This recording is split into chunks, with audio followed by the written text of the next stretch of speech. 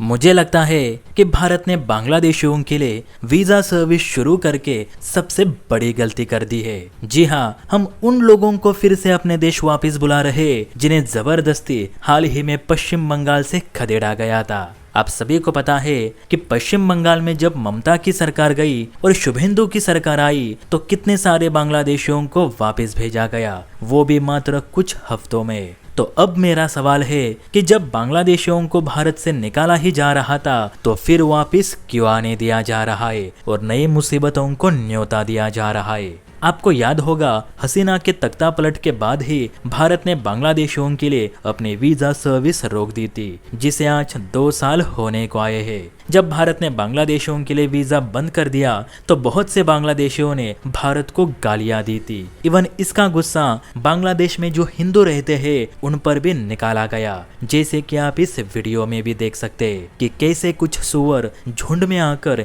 एक हिंदू परिवार को प्रताड़ित कर रहे, उसके घर को तोड़ रहे।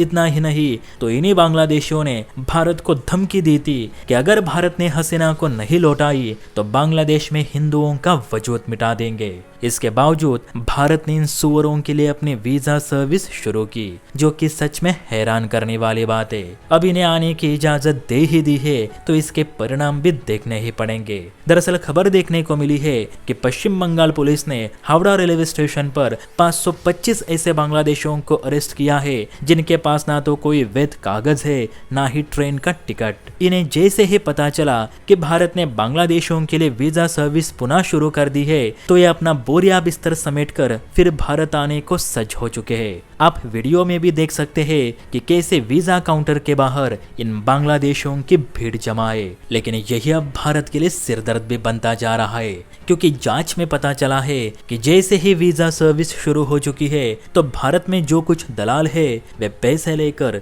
इन बांग्लादेशियों को चुपचाप भारत में दाखिल कर रहे बिना अवैध कागज के, जिसे लेकर अब बंगाल पुलिस सतर्क हो चुकी है। अभी तो सिर्फ 500 बांग्लादेशी मिले हैं जिनके पास कोई कागज नहीं, लेकिन एजेंसीज का दावा है कि ऐसे हजारों बांग्लादेशी भारत में या तो दाखिल हो चुके हैं या फिर दाखिल होने को तैयार है, जिसे लेकर प्रशासन को सतर्क रहना होगा।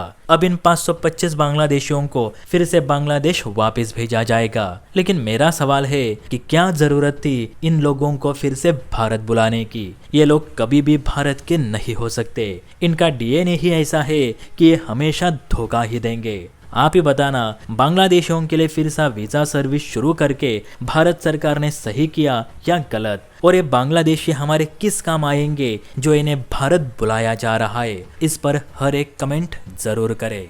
जय हिंद।